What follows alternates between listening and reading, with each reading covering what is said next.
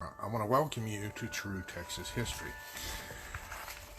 Today I'm going to be talking about Thanksgiving is a Texas thing. And this is going to be one of those episodes where I'm going to step all over the toes of people that may have been educated in the public school system. Because if you were raised, I know at least when I went to school over in Texas at B.B. Freeman Elementary, the story we were taught about Thanksgiving was a complete lie. The Pilgrims had a Thanksgiving. They leave out a lot of the details, and they make you think that was the first Thanksgiving, and then later on, we had the National Proclamation under Lincoln and so forth, and I fell for it. So I'm going to be talking about Thanksgiving since it's just going to be next week, and I figure if I wait till the last minute, it'll be too late. The feast, traditionally, they talk about the Feast of the Pilgrims in 1621. Yes, the Pilgrims did have a feast, and some of the parts they leave out is that, when they set their colony up on a socialist format, where everybody contributes to the welfare of the community, and each contributes and takes according to the need, it didn't work. I doubt that in school that they told you socialism was tried in America and it failed right away. When they started setting up more of a capitalist system where people could eat what they planted and so forth, then they had enough for everyone. What a novel idea.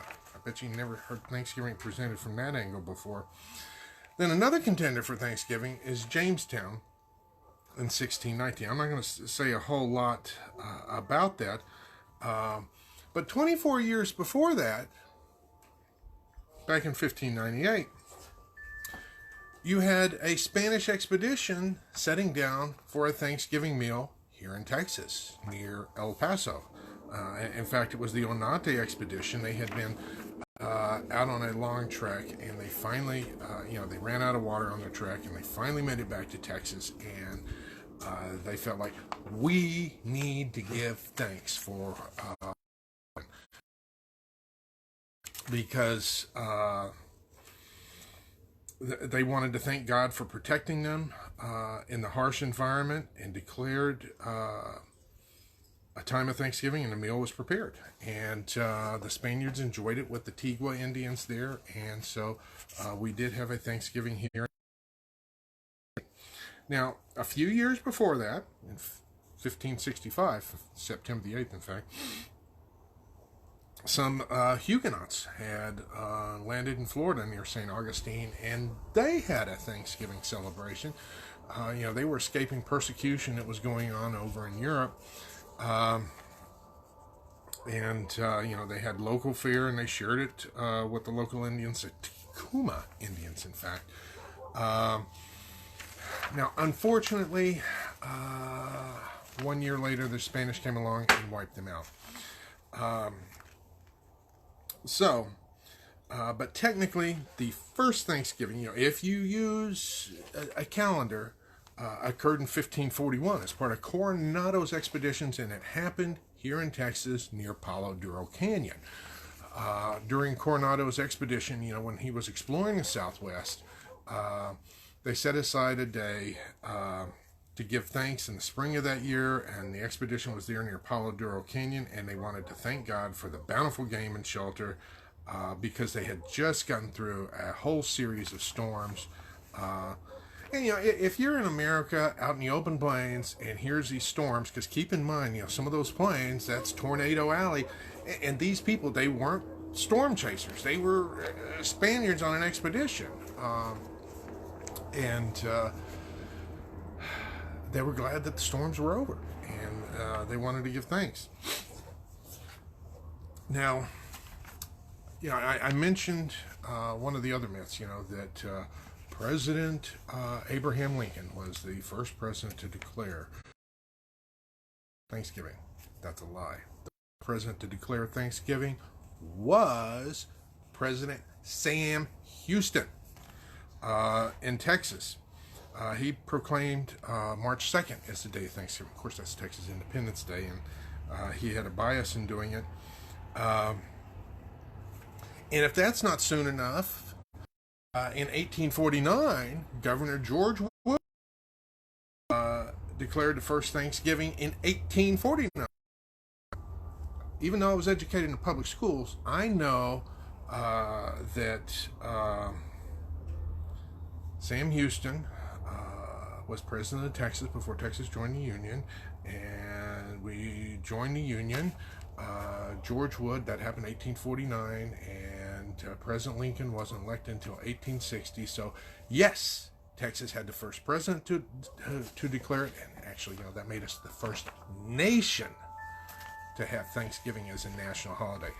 Think about that. The first governor proclaiming it there. So you need to realize that, because those other Thanksgivings weren't proclaimed until the 1860s.